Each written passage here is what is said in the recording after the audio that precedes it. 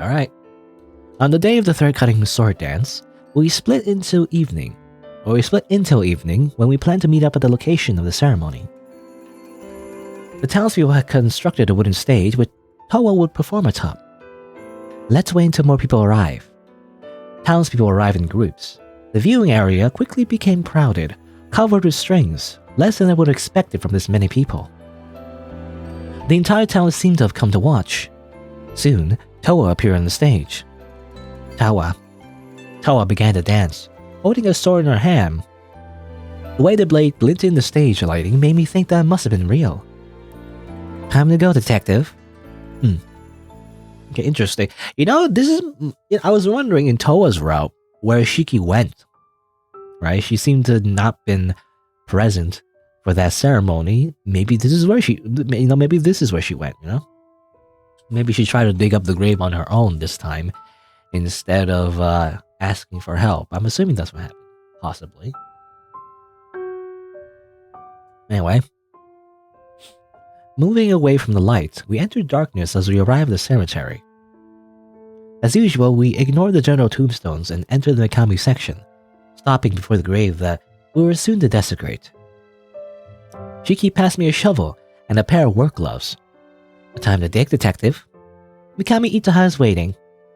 I put on the gloves, propping up the shovel with my foot. After flexing my hands thrice under the rough cloth, I grabbed the shovel handle. Dead, I hope. With a thrust, I stabbed the shovel head into the grave plot. Not an expert at digging, I used my foot to push against the shovel and fling a sizable chunk of dirt to the side. I dug and dug and dug. Bit by bit, a pile of dirt began to accumulate next to Mikami Itaha's grave, spilling over to the next person's plot. Thunk. My arms grew sore as did my back. What was the correct way to dig? I really had no clue, but I didn't let go of the shovel. Bang. Finally, I hit the coffin. In fact, the grave was relatively shallow, but I still had to uncover the rest of its length. I kept digging and digging. How long had I dug? I felt as if I had shelved for hours. Even the moon had seemingly moved. How much was left? The metal of the shovel made a squeal as it scraped against the coffin. At this point, I had stepped into the hole I created in the ground. The majority of the narrow coffin's length revealed beneath the dirt. If I took a particularly long stride, I can't read today. Anyway, if I took a particularly large stride, I still can't say it. If I took a particularly large stride, I could step out directly back to Shiki. As my chest throbbed and my arms wobbled, seemingly holding the shovel, I doubted I could manage such a stride at the moment. Shiki passed me a bottle of water and I took a sip, the cool liquid bringing relief to my throat, and that makes me want to drink in real life. Wiping away my rapidly cooling sweat, I shoveled away the last of the dirt. Thunk. I dropped the shovel outside of the pit and grabbed the lid of the coffin. With my hands unsteady, numb from holding the shovel for so long, I grasped the lid a number of times before getting a decent hold on it. Then I pulled. With so much force that I flung myself backward into the dirt. I removed the lid that soon fell from my hands. What's inside? Nothing. There's nothing inside. All I could see was an empty coffin. I was wondering,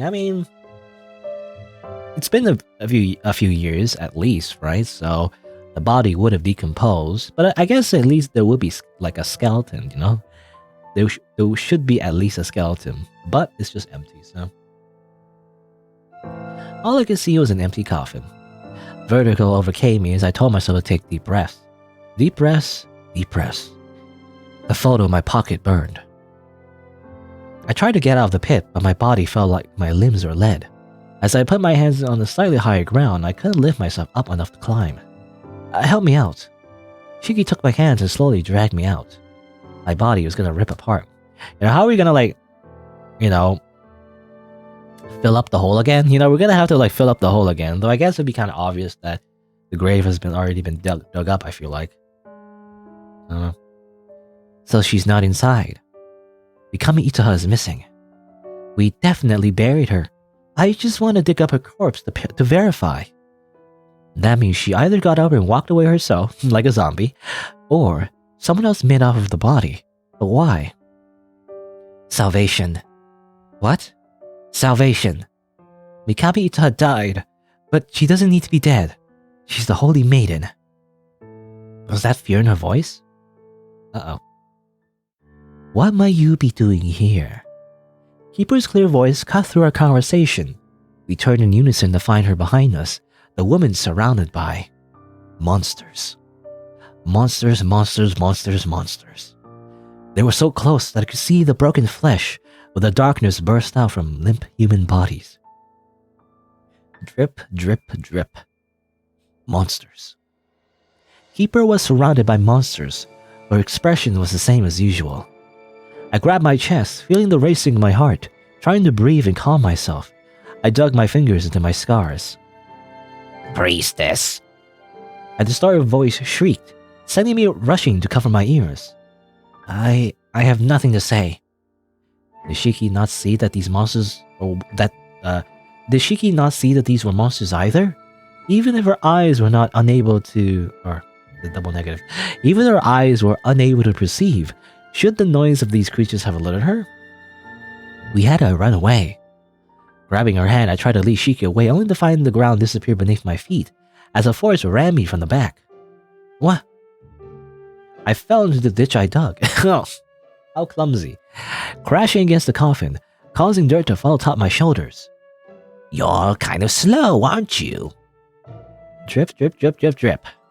The distortion of its voice hurt my ears. I couldn't hear what the monster was saying, if it was saying human words. Drippity, drippity, drip. Loud drip, I guess. Ow. My hand slammed against the ground. The monster had picked up the shovel and swung it at me. The impact gave me clarity for just a second. Ah!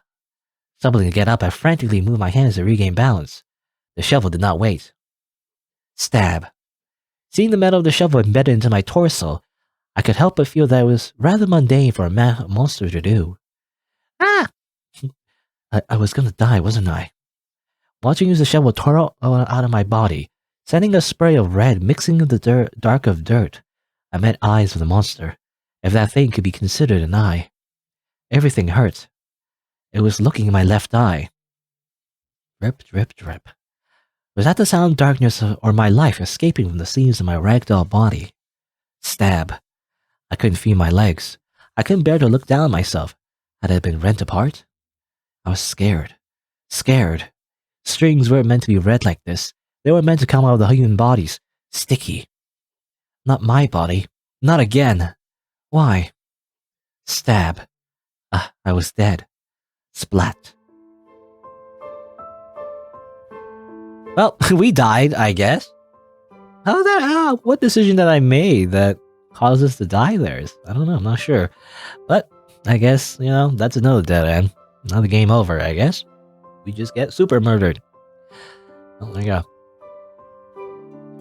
Alright, so back over here. This time, we should calm down.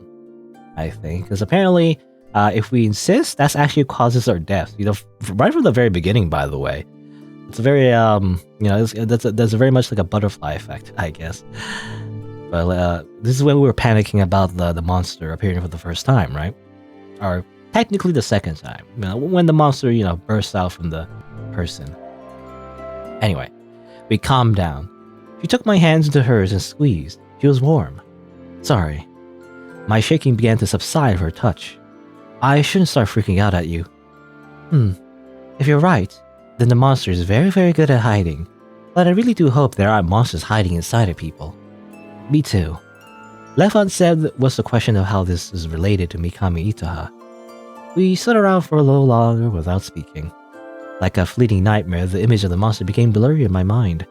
Then my stomach growled. Okay, then we went out for dinner. Well, if we try to run away, I think that just kills us again. I mean, isn't that what happened last time? Actually, we tried to run away and then we fell into the pit and then we died. So that's not the correct option. Let's stay in place. Let's stand our ground. Let's summon our own JoJo stand and go ora against the monsters, right? That's how it works, no? Okay, maybe Maybe this is not that type of story. Stay in place. You can't say that, dear priestess. It's not acceptable to dig up graves, much less that of a respected family member. What are you doing here? I stepped between Shiki and the monsters, staring keep her down despite the cold sweat on the back of my neck. We should be the ones asking questions. Where is Mikami Ita's corpse? The monsters moved closer, stealing away my breath. Rip. Keeper held up a hand to stop the warped forms of darkness. Mikami Itaha is the Holy Maiden. She will be reborn in the image of the Stringless God. The time of salvation is soon to be here. In other words, freedom, the glory of the light of the shining world. You too will see it if you have the blessing to be alive at that moment. Is that a threat? Keeper made a motion for her hand to go. In an instant, the monsters shifted. A pair first surrounded Shiki, grabbing her arms and twisted them behind her back. Sharp teeth and claws brush against her skin. Let go of me. I'm afraid not, priestess. You will come with us to celebrate. Throwing off my fear for a moment, I rushed forward to help her, only to stumble as the force tugged me back. I felt red and darkness grip my arm, a distorted tongue lapping along my skin with cold, warm liquid, tasting and preparing me to eat. A num num num. The monster was so close I could see the details of its moving teeth. I froze. My words wouldn't come out. Shaking, I tried to remove the monster's grip, but instead squeezed my arm harder, digging imaginary claws in my arm to make imaginary gouges. It really is like stands. It really is like JoJo stands. And I'm just thinking this is so much like stands. Like invisible monsters, invisible demons or whatever. That come out like people's... I mean, it's not exactly like that, but JoJo. But anyway, I bled. I didn't bleed. A soft whine of pain escaped my throat. My vision shook as my legs lost strength. But the monster held me up, not letting me fall. My shoulder creaked, carrying my weight, my arm like a handle. Keeper walked closer, gazing at my face. She traced along my cheek with a cold finger, touching on my right eyelid before pressing under my left eye. Golden, a miraculous color. What does your eye see? Taking her hand off my skin, she pointed at my left eye. The finger was so close that my vision wobbled trying to focus. I shook, yet I couldn't move away. If she came even a tiny millimeter closer, she could puncture it. Keeper touched my golden eye. All went black. Okay. He touched my eye. And then suddenly we're here. I woke up to a dark room, a throbbing head. I pressed my palm against my temple, wincing as I tried to remember what occurred after the cemetery confrontation. Nothing. Where am I? The place echoed my voice, emptier than a jail cell. Looking upward, I saw no windows. The stone floor and walls were cold, leaving a chill clinging to my body as I stood up. I was alone. Only the sparse black strings connected to my own body accompanied me. Hello? No one responded. Drip. I seemed to hear something in my ear. Monster. I swiveled my head to look behind me, feeling my heartbeat turn erratic as I remembered the monsters of the cemetery. I saw nothing. No black and red atop a human body. I saw no strings but my own. However, that was where monsters were. Monsters came with not a single string. They were darkness, dripping darkness that made the world undulate around them. Turning my head back and forth, I jumped at shadows that seemed to stare at me in red. I was scared. I couldn't stop shivering. Hugging my jacket closer to my body, I tried to erase the image of those monsters that had burned in my retinas. I couldn't, not even when I couldn't, not even when I squeezed my eyelids shut. Choco's photo was still inside my pocket. As always, she was silent. Choco had already left. Drip. A lot of dripping in this game. There's no water. I curled up. Darkness embraced me. I tried to ignore its tongue and claws. There's nothing here. The muffled sound of footsteps entered my ears. I couldn't hear well beyond the stone walls and metal door. I think I'm going to puke. Door hinges squeaked as dim hallway light filtered in through the largening crack. Shiki? A familiar figure entered. You're here. Where is this? We should be underground beneath the shrine right now. The pressure in my shoulders relaxed as we began to talk. Do you remember what happened? No. After we dug up Mikami Itoha's grave, we found her body was missing. Then Keeper and those monsters showed up. After that, I can't remember anything. Monsters?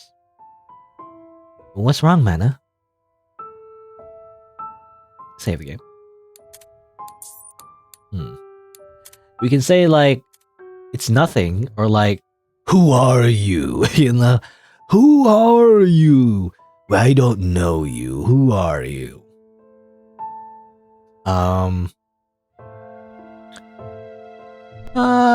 We have no reason to distrust her, right? This is totally normal. Nothing's. Sorry, it's nothing. Something seems strange. We talked a little more before she let out a sigh. I'm not Shiki. Oh, okay, she is not Shiki after all. Oh, okay, it's freaking Towa. He pulled down the blindfold and tossed the cloth to the side. Mikami Towa? Yes. Did I ever introduce myself? Yeah, well, in another timeline, yes, in an alternate universe. Shiki mentioned your name to me. I see. Why should Shiki trust someone who can't tell us apart? Could you answer that question for me, Shirisagi-mana? Better yet, just don't get her wrapped up in any more trouble. The door opened again with a creak. Keeper appeared. Much to my relief, she was alone, not a monster in sight. Towa agreed to keep her with a nod and left. Okay, she wasn't breaking me out, you know? I was thinking she was disguising herself to break me out, but like, it was just a prank, you know? It was an elaborate prank just to make me think that she was Shiki because she was, you know, her twin sister. Except, that's it, you know? And then she was like, alright, bye. How are you feeling right now? Not ideal. My palms began to sweat, and I almost put a hand over my left eye, only reminded that I was still intact by the fullness of my field of vision. I lament that you had to be treated so roughly, as a consequence of your actions at the cemetery. It is not our intent to blindly hurt you, but grave digging cannot be allowed. Come, please follow me. She opened the door, gesturing for me to exit the room to the hallway. After I exited, she closed the door and began to walk. Even if I bolted this moment, I wouldn't know where to go, so I could do nothing but follow behind her. Everywhere looked the same in this supposed underground. Where is this? We are currently walking in the tunnels underneath the shrine. You might call this the heart of the stringless god's worship, the path to a holy space. You know, it's full of vents and pipes and lights in the ceiling. You know, it's a holy path, very holy. You know, I feel like some renovations could be done. You know, the paint is peeling off the walls. Anyway, they're dirty. Just as Towa had said, we were underground. Walking behind Keeper, I couldn't get a sense for the map of this place. How deep were we beneath the surface? Where was the exit? What do you intend to do with me? Mistakes are merely a matter of fact for the young and ignorant, but we must teach you why what you did was incorrect. First, let us show you the blessings of the stringless god. Blessings? Yes, blessings. After taking a turn, we entered another room. Shiki. Spotting Shiki, I hurried over to her. Is this the real Shiki or is this another prank? Detective? Relief flooded into my system as I saw that she was alright. Keeper came up to us. I glanced at her in distrust, but kept my focus on Shiki only to suddenly have a cold metal touch against my wrist. Click. Keeper had handcuffed me to a pole across from Shiki. Uh-oh. Tugging my arm, I heard the metal clang, but I could not pull myself free. The pole did not move, and it was structured with a wide top that prevented me from slipping the handcuff upward to escape. Cut her strings. Eh? Shiki shook her head. This isn't a request. Cut her strings. Shiki? I'm sorry. This is all because I sinned. Her shaking hands ran along a black string, hesitating to touch it as if a single disturbance would destroy the thin line. It's okay. I trust you, Shiki. Is this how city people flirt? It's a callback. Maybe. I'm sorry, detective. Taking the string between her fingers, she pinched and cut the string. A flash of colors burst from my head like a bullet. It blew into flowers sewn from shining strings, petals flowing down to the ground with my sense of balance. Euphoria? An intensely comfortable sensation ran down my spine, jostling about in my brain as if all of the tingling puzzles in this world pieced together. Ah, yes. Again, it's like a metaphor. How like cutting strings equals drugs. It's just hard drugs is what this feels like, I guess. Glass shattered, light erupted, everything, and nothing. I gasped.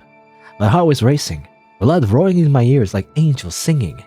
Thrown back into reality, I felt as if I had lost a wonderful sensation. Before I knew it, Shiki's hands were holding me up as I fallen over onto her. I'm sorry. She apologized with a voice that sounded like she was about to cry. Shiki was warm but trembling. Cut more of her strings. We only ever did one per person per event. That doesn't matter now. I can't. You will, unless you prefer us to cut something else from her. No one will know what happens here. Cut her strings. Shiki responded with silence, her fear congealing in the air. I was too disoriented to really tell what else Keeper would cut. My eyes? My limbs? My neck? Shiki helped me down to my knees so I wouldn't fall over again. Pressing her face into my shoulder for just a second, she let her tears wet my jacket. I'm sorry. I'm sorry. My heart hurt. Why did she have to cry? Her hands unsteadily reached out to nothing in the air and ripped. Plunk! Again, okay.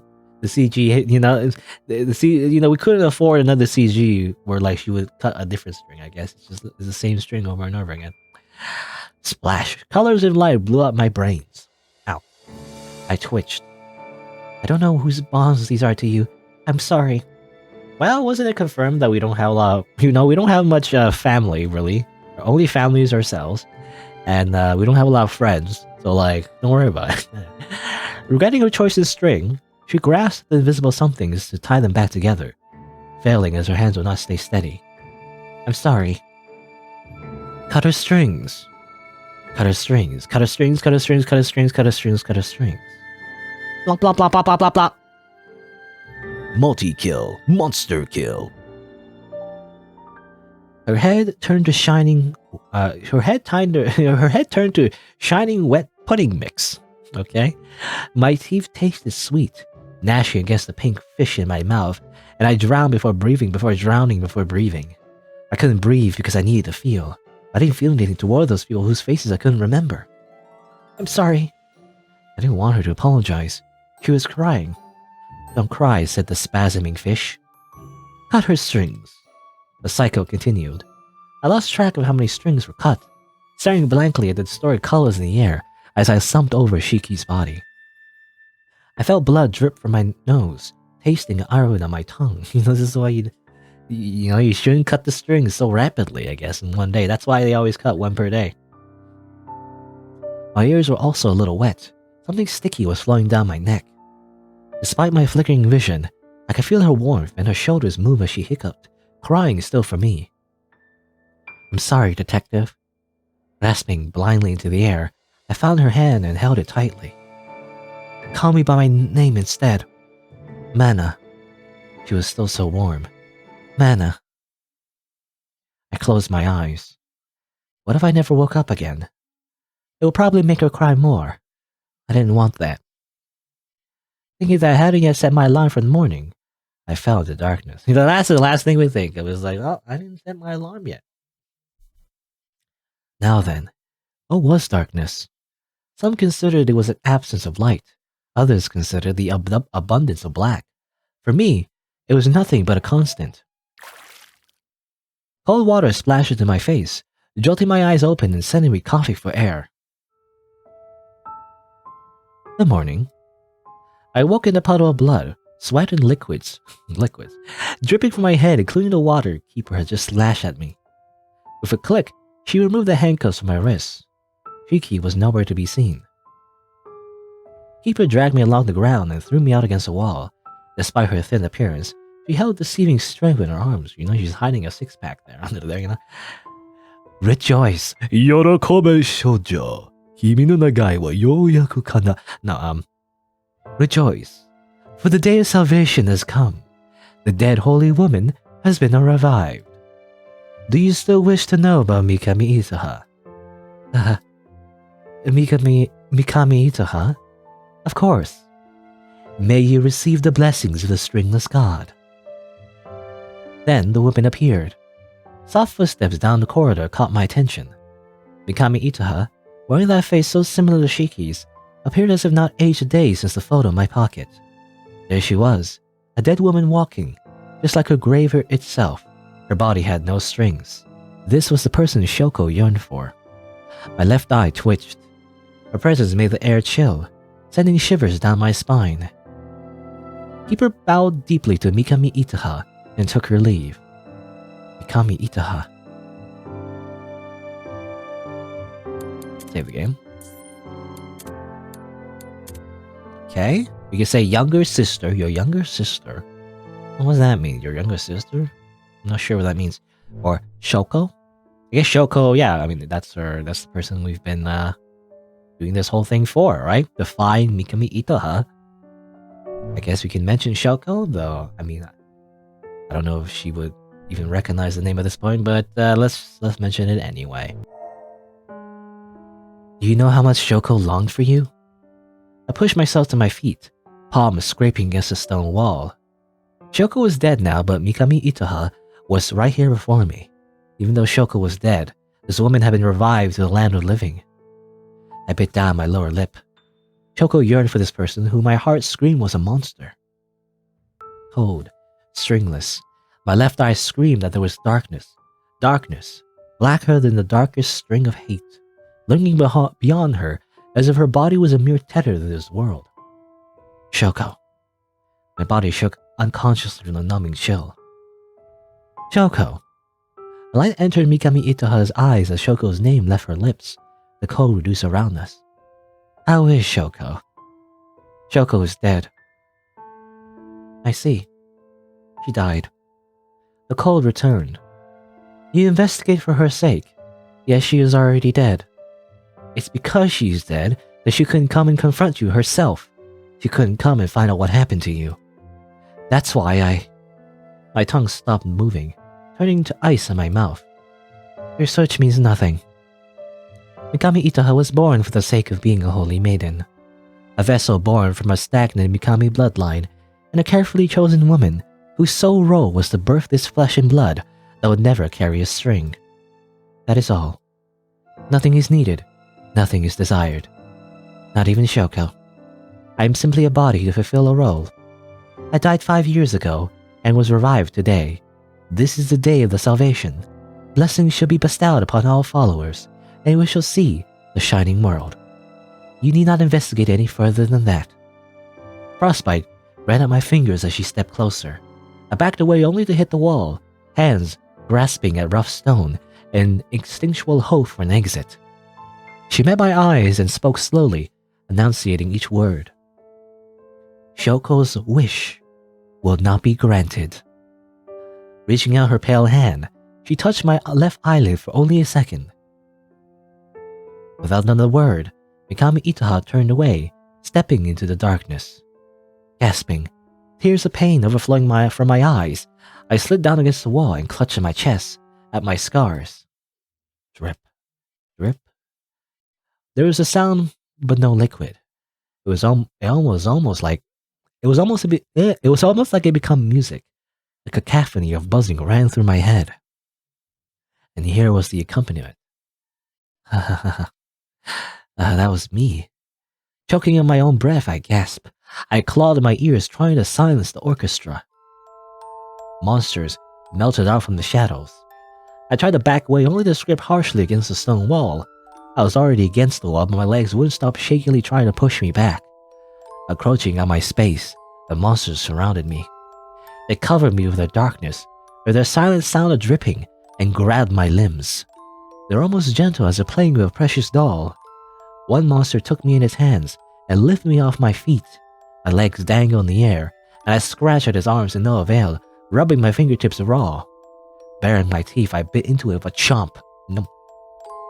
I recoiled back, feeling a sharp pain in my jaw, and I licked my teeth. It was hard.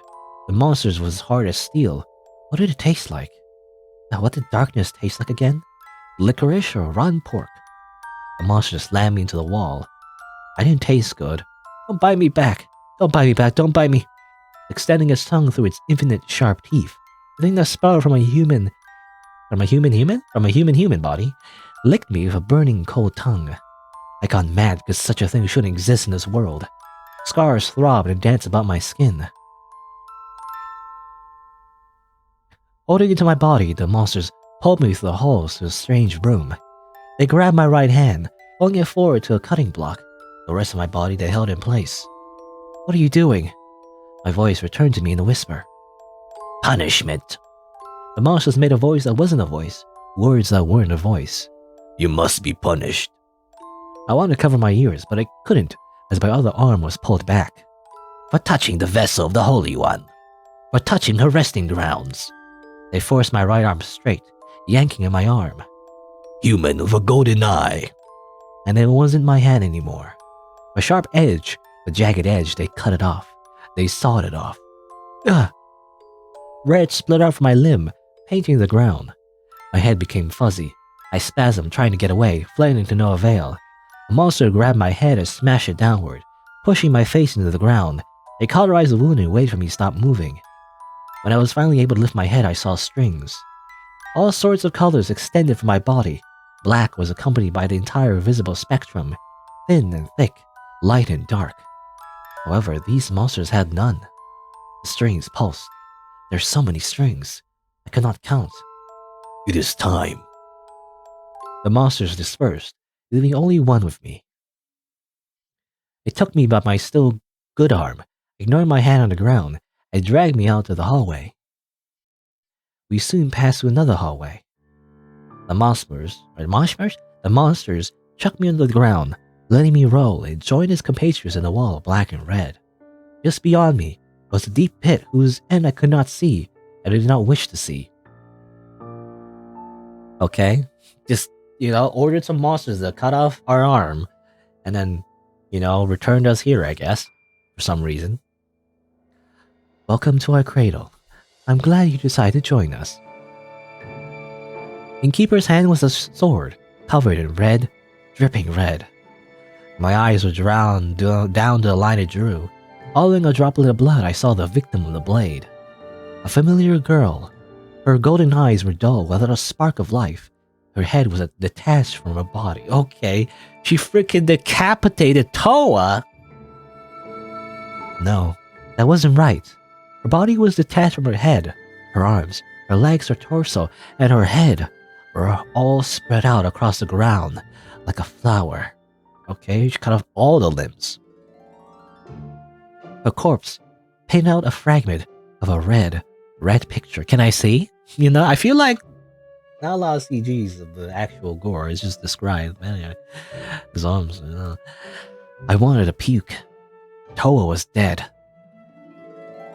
Seeing flickering strings from her body, I followed the closest line to Shiki, who looked as if she had been crying terribly. Mana? I crawled toward her. That string between the twins must have been grief. Toa can't be dead. My sister. Tell me she's alright. I'm sorry. She's dead. She was trying to protect me. Even though Keeper always liked Toa more, Toa never stopped protecting me until the very end. Shiki tugged at Toa's dead strings, as if her sister could come back to life. The dismembered pieces did not move, and I could only force myself to look away, gritting my teeth. Seeking comfort, Shiki grasped my hand, only to grab an empty sleeve. Her fingers slipped down my jacket and trembled. What happened to your hand? Punishment. Shiki shook. But be at ease. The time of salvation is now. You will all be set free thanks to the stringless god. No, I'm afraid I should modify my wording. Your sacrifices will set us free. We who love the shining world give you our gratitude and beseech you to give your obedient cooperation. Keeper swung the sword, shaking the red off the blade. I rushed toward Keeper to tackle the sword out of her hand, fearing that she would turn on us next. The weapon fell to the ground with a clatter. Tumbling on the ground, I tried to reach for it, but with my dominant hand missing, I couldn't grasp it in time and found myself flung away by a harsh impact. A monster grabbed me and forced me to the ground once more. Follow her words and be obedient. Why are you doing this? Everyone's a person from the same town, so why? They're monsters. I'm not making a metaphor, I'm not being poetic here. They're literally monsters. Demons bursting out of human flesh. Priestess, this is your role. It's okay. All you have to do is follow. I can recognize their voices. They're people. They have to be. Because we cut their strings, and they were people, so even if they're stringless, they're human. But that's a lie, isn't it? Because humans wouldn't do something like this. The rest of the monsters approached, surrounding us. Just as their claws and teeth reached my neck, just as their hands reached Shiki, they stopped. Keeper held up a hand, stopping them. The Holy Maiden would like to speak of the sacrifices. Everything went silent. All the eyes went toward Mikami Itaha. They were not human eyes, but red eyes. Mikami Itaha approached. Her bare feet made scarcely a sound.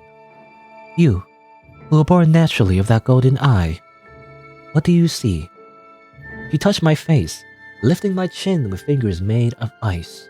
Her touch sapped away my heat and froze my blood. Inadvertently, I met her eyes. They were like the endless depths, pits of darkness and color. Is this shining world beautiful? The monsters bent their bodies as if they were praying. For some reason, I understood that she was the same as the thing in the abyss.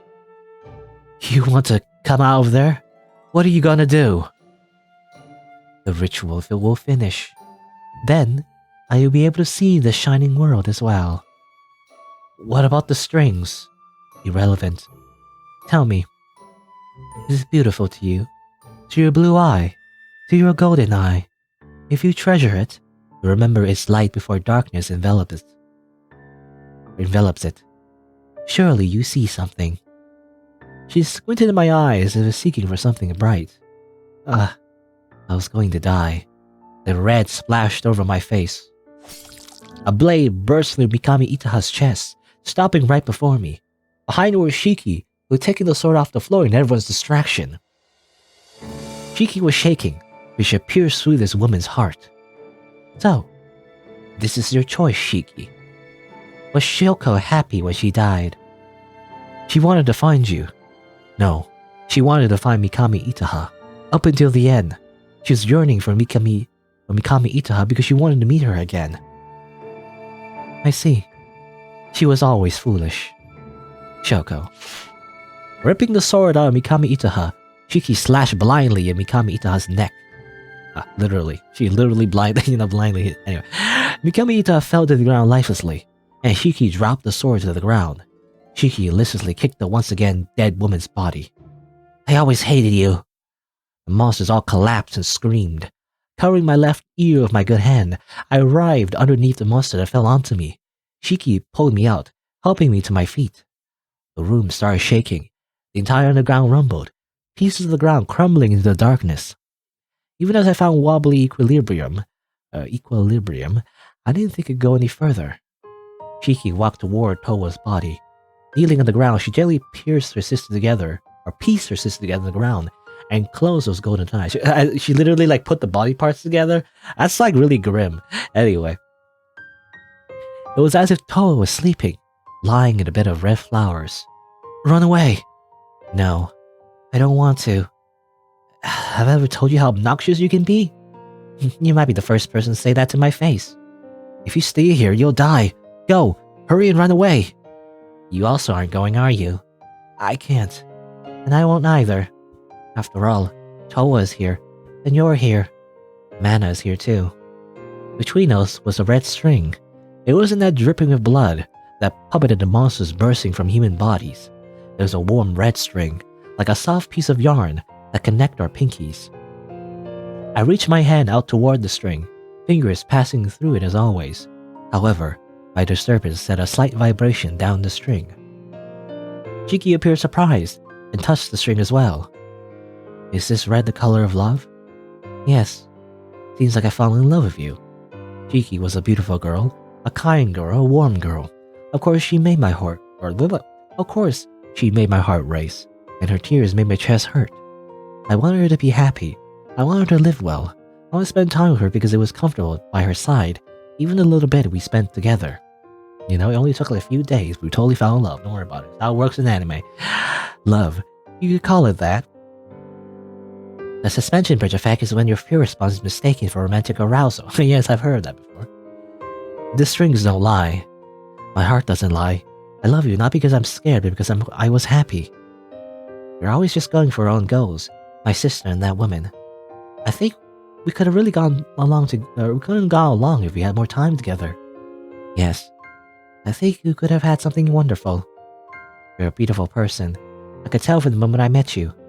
You have a beautiful heart. Your strings were singing, shining. The kind detective. I also came to love you. Shiki stood and stepped closer to me, fingers grasping into my now empty sleeve. I wish we'd been able to fall in love properly. I also wish that if we had been born into a more fortunate world, we had to walk the more fortunate path. But what do you think would happen? We still meet and fall in love? Maybe not. But we can't change our current world unless we load from a previous save and choose different choices, but don't worry about that. I don't hate it entirely. Because we're able to meet and find this bond. Yeah, me too. Kiss me? Yeah, sure, why not? Smooch! I leaned forward, pressing my lip against hers, and closed my— What an image, by the way. I'm missing an arm. Anyway. Her lips were soft, her hair tickled my cheeks. She was so warm that the moment seemed to last forever. The moment seemed to only last a fraction of a second. I wish I could kiss her forever, my heart beating and tell me how comfortable it would be. Yet we had to part. I love you. The underground continued to shake, stones coming loose from the walls and ceiling. The floor beneath us was disappearing still, the abyss growing closer to our feet. This always happens, by the way, in every action movie. It's like, as soon as we kill the boss, everything crumbles for some reason. I don't know, some kind of magical self-destruction sequence. Somehow. Anyway. The ground seemed to be breaking faster than the ceiling. Soon, Towa's body slipped into the darkness. You're really not gonna run? No. Shiki took my hand, my one remaining hand, and squeezed. She was warm. The ground beneath our feet crumbled. We began to fall, the darkness swallowing us up. She pulled herself closer to me, hugging me tightly, so as not to be parted from me. Now even this warmth would be destroyed. I'm sorry. I love you. So let's meet again in our next lives, okay? It's a promise. And so we fell, leaving behind a world that could have been beautiful. Bam. Alright, there you go. That's definitely more bittersweet, actually. In fact, well, yeah, it's more sad than Towa's other ending, I feel like, you know? In Towa's ending, something similar happens where Shiki dies, but we do escape and everything, if I remember correctly. But this one, not so much. This one, we lose an arm, and then we die. Well, let's try that again. Let's see if we can find that, better world. So we're back all the way here. This time, when she was asking about the black threads, from Towa, instead of talking about resentment against me, let's talk about their relationship, actually. There's a black string between them, actually, So there's that option. There's a black string between you two. Eh? I gestured toward it, but she couldn't see my hand. Blindly following my movements, she moved her hair through empty air. You can't see that one? I can't sense it. She shook her head. It's connected to me, isn't it? Neither of us have been able to see the ones attached to ourselves. As long as no one else cuts our bonds, they'll be forever preserved. But if one day, the time of salvation comes... Okay, this is when Toa was pranking us, by the way. So like, who are you? I'd never given her my name because she had never asked for it. Who are you? Oh yeah, that is something to consider. You know, at least a bit of detective skills there. What do you mean? You're not Shiki. She pulled down the blindfold, revealing a pair of golden eyes. Her face was the same as Shiki's. However, she wasn't Shiki. She couldn't be the girl that wrote me in as accomplice to grave digging, the girl who charmed me. Tearing the cloth off her face, she flung it to the side. You can tell us apart. I can respect that. What can I say? She's special. Yes, she's special. My precious little sister. I don't know if you understand how special she is to me. It's your fault Shiki's in trouble again. What do you mean again? Again. The door opened with a creak. Alright. This is the same as always. She cut her strings again. Alright. You know, I wonder what the long-term effects of her like cutting all of her strings out. Anyway, we are confronting Mikami Itoha again, though more like the vessel of Mikami Itoha, who's not really Mikami Itoha, I guess. Let's talk about your younger sister. Your younger sister was also wondering about your whereabouts. Mikami Itoha doesn't have any siblings. I thought about the twins who claimed to be her younger siblings. I guess that's what they said. Oh yeah, but we kind of learned that technically, even though they are like they're sisters, like Mikami Itoha has like an older sister technically, to everyone else, but she's actually like the mother, sort of. She's like the clone mother. Anyway, that's what we learned in the Toa round anyway. But yeah, they claim to be sisters, but was that a lie, and why? Mikami Itoha closed the distance between us, her very presence freezing my nerves. Looking into her eyes, I saw all the colors of the world as well as none of the colors of the world. She wasn't human. She was cold, stringless darkness. My shoulder crashed against the stone wall as I tried to back away. Pitiful human. Is that the extent of what you can understand of your golden eye? Her hand reached toward my left eye. Her fingertips felt like ice, and she touched my eye and gouged it out. What? What? She just murdered us? I didn't know that could happen. Okay. Alright. Alright, let's not choose your younger sister this time. Choco. Alright, okay, so this is new. Once she was gone, the cold dissipated. Counting my breaths, I slowly calmed the pain. I wiped away my tears. Red. Looking at now my wet hand, I saw red all over the back. I wobbled to my feet again, forcing myself off the wall, feeling something hard bump in my pocket. I remember my phone. Ah yes, the power of technology! I should call someone for help. I retrieved it from my pocket, the small rectangular box still intact with only a thin crack across the glass. Turning it on, I found no signal bars available. I fiddled with the settings and lifted the phone above my head to no avail. The battery icon also glowed red, showing me a low 10% charge. Damn it, we should have charged our phone, I guess. With no portable battery on hand, I couldn't carelessly use the phone. Clicking it off, I put the device back into my pocket. Step, step, step. Footsteps. I was ready to bolt. Toa appeared with a sword in hand. Oh, okay, so this is different. Last time it was monsters that appeared and cut off our arm. This time it's Toa, and, she's totally ready to kick ass. In my surprise, I bumped my head against the wall while trying to run. Her presence was a relief compared to any of the other options I imagined. She quickly changed back to her normal clothes, by the way, as well. What was the purpose of that, by the way? Why did she, wear her sister's clothes? I don't get it.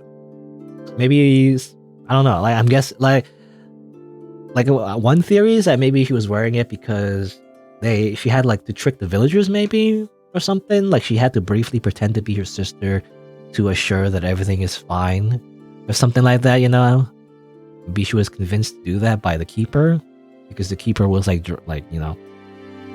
to capture her sister and put her here. I don't know. Anyway, I have no idea. It just seemed like a troll. She was just trolling us. But yeah, ow, ow, ow, ow. You're here. You don't look very good right now. I went in the back of my head and I eyed the blade in Toa's hand. Why are you holding a sword? I just happened to have it due to the dance. Given that her hands were free the last time I saw her, I couldn't help but doubt her words. However, seeing the light glint off of the sharp metal, I didn't comment.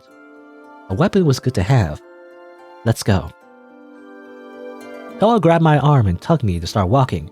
Without any sense of direction in this maze, I trailed after her. Where's Shiki? I don't know, but we have to find her. I'm following her strings. Keeper was behaving strangely. Shiki could get hurt again. I won't let it happen ever again, so help me. Toa marched forward without pause, through every twist and turn. I eyed the thin black line that I knew to link Toa and Shiki. It was so thin that I could barely see and would barely call it a string of hate. The type of thread that comes from a quarrel. Okay, that was mentioned before, actually.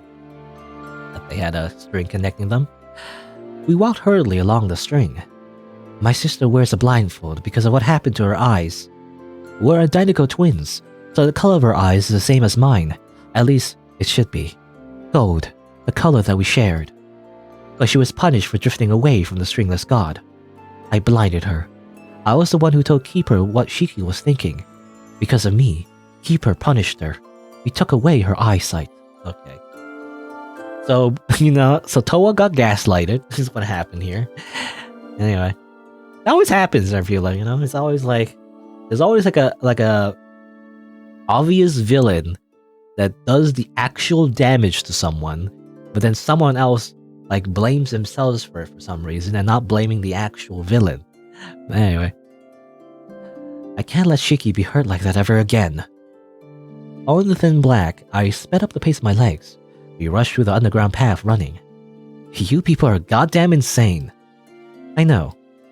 We ran, our footsteps echoing in the darkness. You're weak. A sickly detective. I don't know how much you'll be able to help, but you care about her. You don't have many precious people. Many people who hold us precious aside from our roles with a stringless god. That's why I'm glad Shiki could find someone like you. I couldn't tell what sort of expression she was making. The string between the twins began to disappear, becoming so thin that I had to squint to see. Panting, I nearly crashed into Toa's back as she skidded to a stop. Here. We passed through the doorstep and the string snapped. Inside was a holy space, a ritual room. Well, here we are again. An endless abyss. Buzzing intensified in my ears. The air seemed to ripple as my sense of equilibrium warped. The colors weren't right. As we stepped aside, many eyes turned to look at us. I stumbled in Toa. Shiki was surrounded by monsters. Putting aside their gazes, piercing into my body, ignoring my suddenly throbbing scars, I dashed to Shiki's side with Toa. No one stopped us. Shiki! Mana? Toa? We're here. I took her hand to give it a squeeze, and she pulled me into a hug, shoulders trembling. She took a shaky breath and buried her face into my chest for just a moment.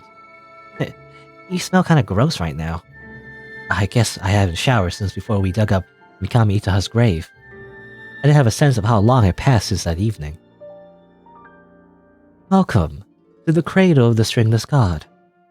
Keeper's voice pierced through our reunion and made Shiki freeze up in my arms. Beside Keeper stood Mikami Itaha, cold and silent. The time of salvation is now. Although humans do not know what that means. The stringless god will soon manifest into the shining world. Please, become part of the ritual obediently. Ritual was an ominous word at this moment. I glanced around, trying to get a sense of what Keeper meant. For example, it could be another string cutting. The thought made my head hurt. For example, it could be an act of murder. Behind us was a deep pit, fathomless, filled with profound darkness yet color. If we fell, we would surely die. My stomach churned. While I was looking behind us, Toa looked forward toward Keeper and Mikami Itaha. Mikami Itaha. No, she's not supposed to be alive again. Why is she alive again? Why is the day of salvation here? Shiki dug her fingers in my arms, shivering. Drip. The monsters surrounding us began to move closer. We have bigger issues to worry about than a dead woman coming back to life. such as getting away from them. Step by step, they encroached upon our space. The darkness reached out toward us with teeth, claws, and tongues, undulating stringless. Stay away. Toa raised her blade to intimidate them. Priestess. The monster spoke, but could not hear its voice. It made a noise that shook my skull, forcing me to cover my ears as my neck prickled with disgust. I told you to stay away. They're monsters. You don't need to be nice. Totally just kill them. Just murder them real quick. Trust me. What do you mean? They're human. I know them from around. Become part of the ritual for the stringless god, priestess. Noise. It made the buzzing ring louder and louder in my ears, stabbing into my mind like nails on a chalkboard. I pushed my palms against my ears to no avail.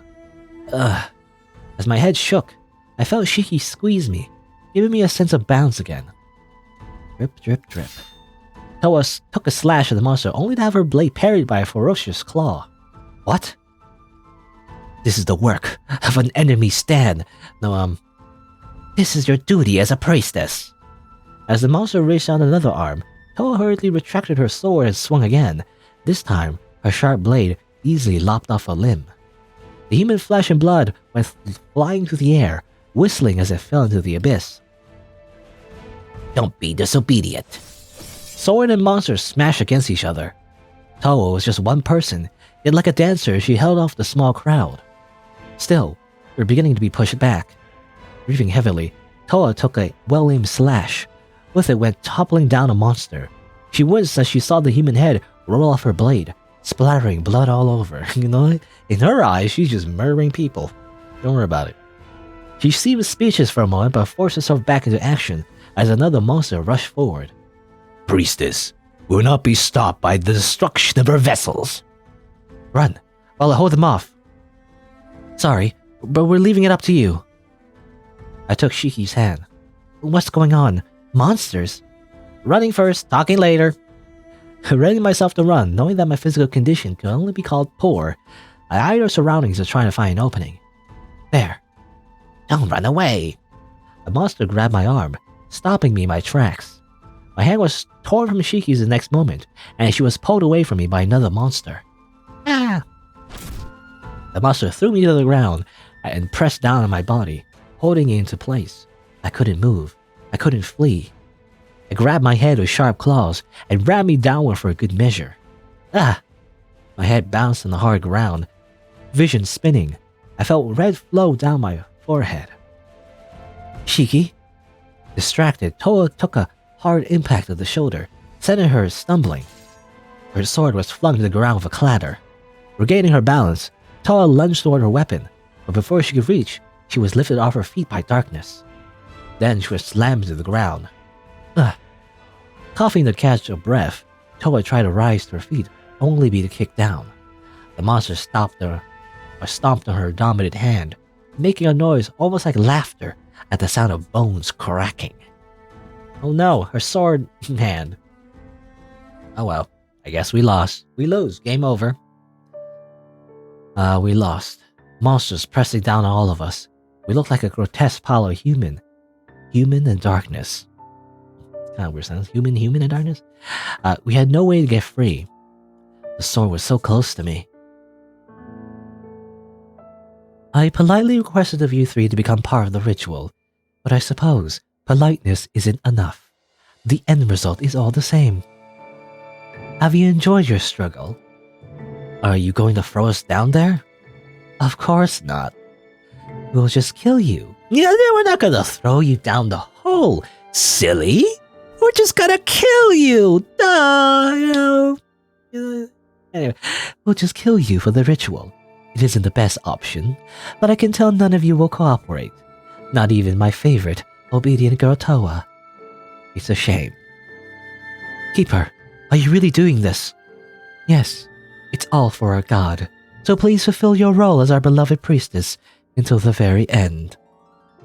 I can't. You will. Filled with shock and betrayal, Toa lowered her head. All three of us fell silent. Drip.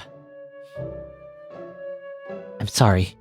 Shiki's voice cracked, lowering to a whisper? No, lowering to a whisper as if holding back tears. I'm sorry to both of you. Mana, I'm sorry I got you involved. You had nothing to do with this. I just wanted to protect Toa, to figure out how to get away from this cult. No, what I wanted to do was more selfish. I just wanted to stop my big sister from one day cutting our bonds with the stringless god's hands. If I didn't have her, I wouldn't have anything. To think it would come to this. We also had dreams. We also had things we wanted to do with our lives. But they were all swallowed up by the stringless god. Is this really freedom? Shiki. Unexpectedly, I also came to love a strange detective. I didn't know I could feel this sort of emotion. You were all the same. No one mattered aside from Toa, but to think that even I could. I thought the same. To think that I could even fall in love. I guess, It was very sappy. Anyway, I'm sorry it didn't work out. I got you involved in something terrible. I can't even see what's going on, but I'm sure it's scary. I'm sure it's a terrible thing. I cut your strings and I did this to you. I'm sorry. Mana, I'm sorry. Don't apologize. I was the one who got you wrapped up in trouble. Investigating Mikami Itoha, sticking my nose in all sorts of things, well, I guess it's part of my job description to be nosy, but falling in love isn't really. I also found in love with someone these past few days. You know, who could it be? Take a guess. A girl with a wonderful laugh, a clever brain, and so much warmth. You could say like she's very hot. Man. I love you. I think this is worse than when if you just rejected me. Bit of a crybaby, aren't you?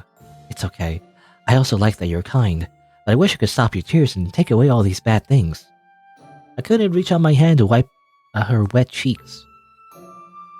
With soft footsteps, Mikami Itoha approached. Are these my children? I'm somehow disappointed. Let their blood flow. She circled around the three of us before stepping toward the pit, tracing her bare feet along the edge and looking downward in the madness. We will manifest. At her words, the monsters all rose and bowed deeply to Mikami Itoha's body. They bowed toward the abyss. I felt the hold on me loosen. The thing in the depth felt the same as Mikami Itoha, a cold darkness, writhing, unfeeling, inhuman in a different way from the beasts born from human flesh. Was that the stringless god? My eyes spasmed. As if my body lost control of itself, my head twitched and I hit the ground again. Shakingly, I looked upward again. Terror overtook my body as I gazed in Mikami Itoha's direction. To salvation. Now then, a question. Should I stay still and do nothing? Should I lament my fate? Should I make a foolish last move? Don't waste your time right-clicking to a menu. I right-click to a menu. I'm right-clicking. Right-clicking doesn't do anything though. It does. I guess, no, it opens a menu. Anyway, don't waste your time right-clicking into a menu. This decision couldn't be save scum from the loading screen. I had only one life. I refute that actually. You can totally just load. See, look at this. I can just load anything I want. I have the power of time travel. Anyway, of course there was only one choice. Okay, well, what she really means, what the writer means, what the developer means is that there is no actual choice. I dashed forward, slipping out from under the monster. My hand reached out for the sword before me. The monsters began to buzz again, screech again, make my ears bleed again, but I ignored the throbbing in my skull. Mana? Tumbling across the ground, doing an action roll, not unlike in Dark Souls, I forced myself to my feet. My target was no one but Mikami Itoha. Time seemed to slow, and I plunged the sword into her chest, doing a critical hit, also like in Dark Souls, watching the blood spray across her pale clothes like flower petals on snow. This is what the little creatures have chosen, is it? I couldn't look into the abyss lest I go mad. Yet I met her eyes. They were indescribable. I wanted to run away, run. Frost seemed to run up my arms. I was unable to turn my head away. I kicked her torso. My hand stuck to the sword. Overcome with the urge to get away from her, I forced her into the abyss, wrenching the sword from her body. Mikami Itoha disappeared into the darkness. Time resumed. Was that like Tokyo o Okigo Gas or whatever? I don't know. I can't remember the how you say like time is resumed. You know when Dio says like Zawardo, Zawardo Tokyo Tomare. You know, and then he says time has resumed. Anyway, like Tokyo Ogokidas or something. Anyway, all of the monsters screamed. Then they collapsed onto the ground. I too fell onto the ground, toppling over due to the force I used to kick Mikami Itaha. My body was out of energy. I was done and simply stared blankly upward. The entire underground began to shake. Let's go. Vision flickering, I felt nothing but pain. Shiki grabbed my hand, forcing me up to my feet. She was warm. Then we started running. Follow me. Run away! Dragged out of the room with legs made out of lead, I forced myself through the hallways to the stairs with Shiki pulling me along. Go on without me. No way. Even if I have to carry you myself, I won't leave you behind. The stairs shook. True to her word, she dragged me up forward to the endless stairs, even enlisting Towa to support me. Finally, we made it to the light. Just as we did, the underground made a final shaking noise, and a tremendous thud that sent birds flying. It was already daytime. I was ready to collapse from exhaustion into the grass. Suddenly, I found a hand through my chest. Nani? This wasn't the same burning pain as my spent lungs and heart, nor was it the ache of my scars. This was red pouring through my body. I couldn't even scream. It hurt. This is no good. I dropped the sword in my hand. My vision became hazy as I toppled over. Keeper's hand retracting out of my back. A lot of backstabbing happening in this game, I feel like. She literally backstabbed with her hand. I mean, that reminds me of... Actually reminds me of a lot of anime, actually. That happens a lot, actually, when someone just so powerful enough, they just can stab someone through the chest with their bare hands. Shiki grabbed the blade. I dropped on the grass. I won't let you take anything else away from me. The sound of someone being cut down. Well, good thing, I don't know, I guess she could just tell where the keeper was, even though she couldn't see. I mean, I guess she has good hearing. Anyway. Mana. I stopped. Mana. Stopped. If I were to write a letter to Shoko, how would I structure it? Dear Shoko, Mikami Ita died of a heart disease 5 years ago. Due to powers I don't quite understand myself, she came back to life. I may have killed her again myself, though. It's a long story that I'm not sure how to explain. Well, remembering you, Mana. And we're here. Thinking about such a topic, I opened my eyes to white. The sterile smell of hospitals filled my nose, matching with the plain room. I wasn't much of a fan, but here I was again. I spent months before in this exact hospital in Teto, the top hospital in the country for trauma wounds and surgery. By the looks of it, I've been here for a while. Knock knock. Come in. Excuse my intrusion. Toa entered the room with a basket of fruits, which she placed on a small table next to my hospital bed. After the Mikami Ita incident, the two of them moved to the city. I recently brought a phone. Same model as yours since it seems so sturdy. Or bought a phone. It really did go through a lot, Miss Smartwatch user. At least it was charged. Your phone was so low in battery that we thought it died before we figured out how to unlock it. I'm glad I set up my fingerprint access. I looked toward the door for a second, waiting for an important person. Actually, I didn't get that. What does she mean by that? Okay, I think I get it. You know, fingerprint access, as in like, I guess what happens is that she got stabbed, she fell to the ground unconscious. They got her phone, but they didn't know what to do because they couldn't unlock her phone. But then I guess they knew there was a fingerprint detection, so they literally took the finger from her almost lifeless body and unlocked her phone. I guess that's how it works. Her meeting with the editor ends soon, right? No, I think it might have ended early today. We glanced toward the door again. What's just from a distance caught my attention. There she is. Sliding into the hospital room, Shiki skidded to a stop right before me. I heard a nurse shout after her from the hallway. Mana! Why so out of breath? and I wanted to see you. I'm so happy right now. Did the meeting with the editor go well? Yep, and since it ended early, I could come see you sooner. She made a delicate twirl, skirt flaring in the air, and hopped closer to me. Taking my hands in her warm palms, her sweet shampoo tickled my nose. The sun filtered through the window, shining on her. No, she was the one who was shining, brighter than the blue sky. She pressed her soft lips onto my hand, making my heart skip a beat.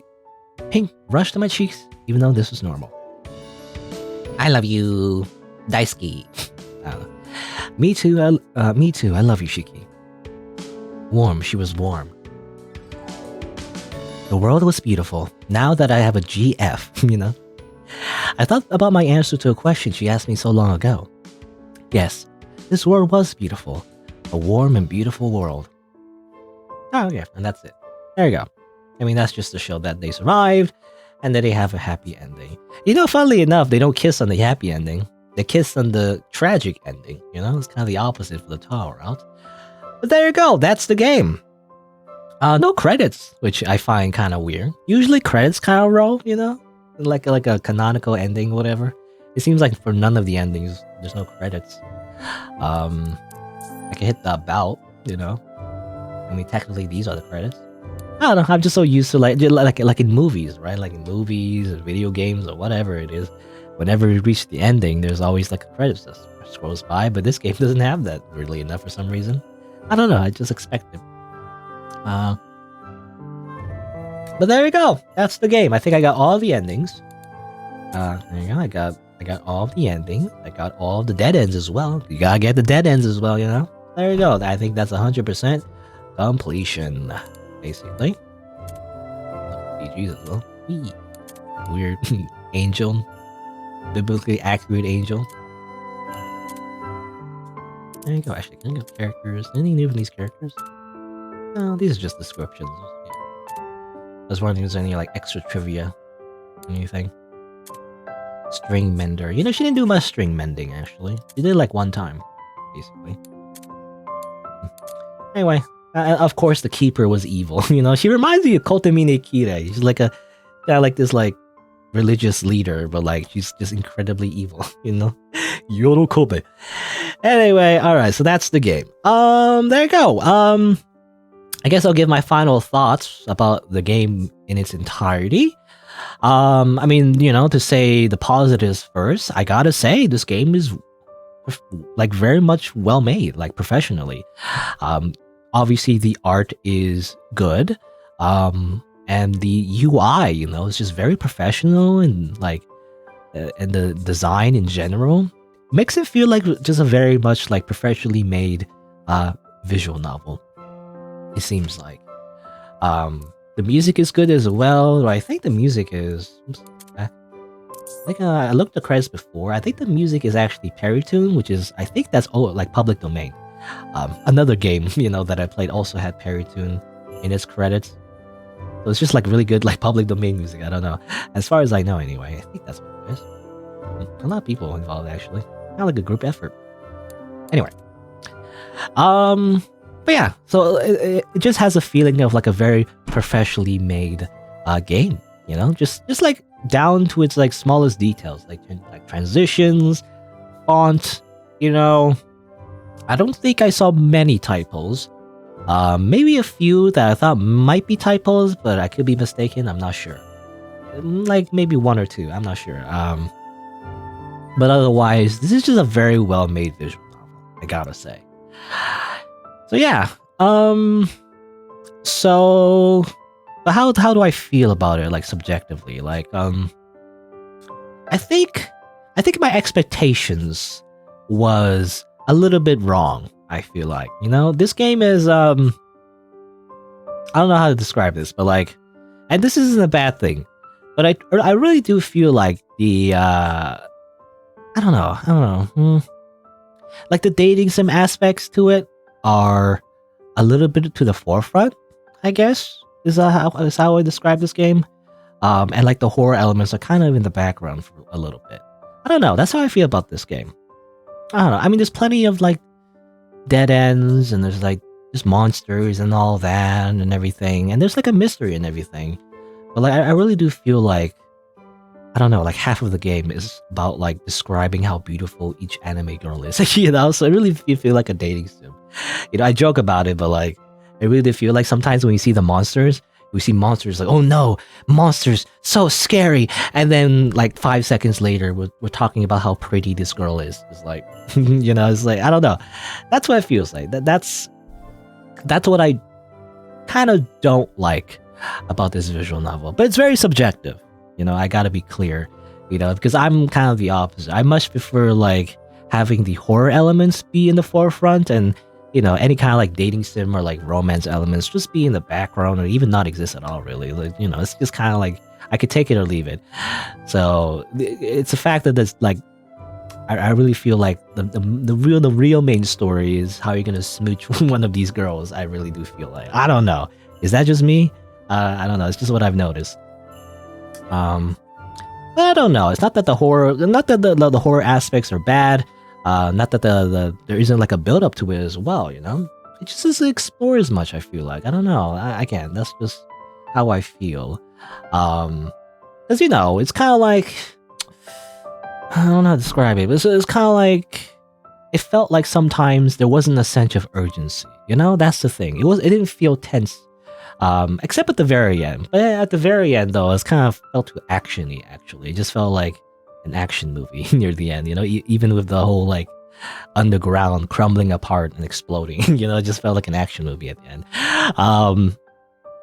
But anyway, you know, I felt like there wasn't a sense of urgency. There wasn't a sense of tension. At least not enough, anyway. Throughout most of the story, you know, and it kind of makes sense. Because she was just on vacation, you know, definitely near the beginning, just felt like, oh, you know, she's just meandering around, going on vacation. She's just gonna relax and go to the hot springs like 10 times. You know, it's kind of like, that's what I felt like. So it didn't really nurture this sense of like dread all that well. You know, there were some parts where that was the case, but for the most part, it wasn't. You know, and this might be an unfair comparison. But like another story that I feel is kind of similar is definitely Higurashi no Naku Koro ni. You know, and not to spoil too much, but like in Higurashi no Naku Koro ni, you know, the protagonist is also like this outsider that comes and visits, you know, this like a rural village, and this rural village also has something dark, you know, beneath its like beneath its exterior, you know, beneath its like friendly and like, you know, happy-go-lucky exterior, there's something dark going on, and like, you know, it kind of like it bubbles to the surface, and then like, you know, stuff happens, right? And there's just like this like sense of paranoia. I keep saying sense, but you know, it's like there's this like paranoia in the air, and the protagonist, when you see it through their eyes, you know, you start to be suspicious and question, you know, the character's motivations and everything. Right, so that's what I feel like is kind of lacking in this visual novel. At least in this story, there wasn't like the detective. Ironically, despite being a detective, I felt like she wasn't suspicious enough. You know, there was still like the mystery aspect was definitely built up to and everything, but I really do feel like there wasn't. Again, she wasn't paranoid enough. She wasn't suspicious enough. You know, there wasn't like enough like I feel like implications. There was like something dark going underneath. As we learned, there's like this weird like ancient like being that's kind of like a god, but it's more like a, you know, kind of like a Cthulhu-esque kind of like ancient like what do you call it, like an outer god, I don't know, something like an alien god, right? That's like manipulating the humans to like resurrect their like body or whatever, so they can take over the world, I assume. But yeah, there's not more of that, right? And it's kind of like skipped overs for again for the purpose of like dating basically one of the characters like Towa and the Shiki. I really do feel like, I don't know, maybe it's just me, and I know like some people might prefer that actually. You know, I know like plenty of people actually would love, you know, to, instead of like when they're watching a horror movie, you know, rather than like, you know, care about the monster. They don't even care about the monster. They rather have these characters smooch each other all day. I don't know. It's like, you know, some people might like the romance more so. than anything else. So for those people, and again, I might be the minority, but I imagine for those people, they might actually love this game. So, again, it's very subjective.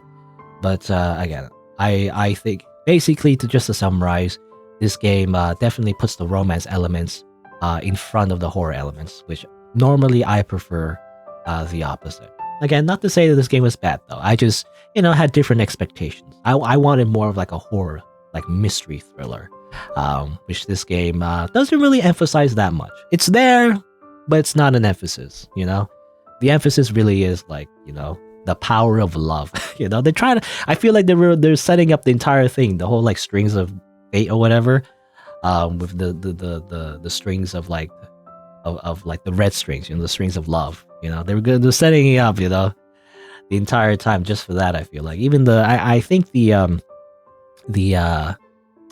title of this game, is a reference to that. Lachesis or Atropos, those are like Greek goddesses that have to do with like the strings of fate.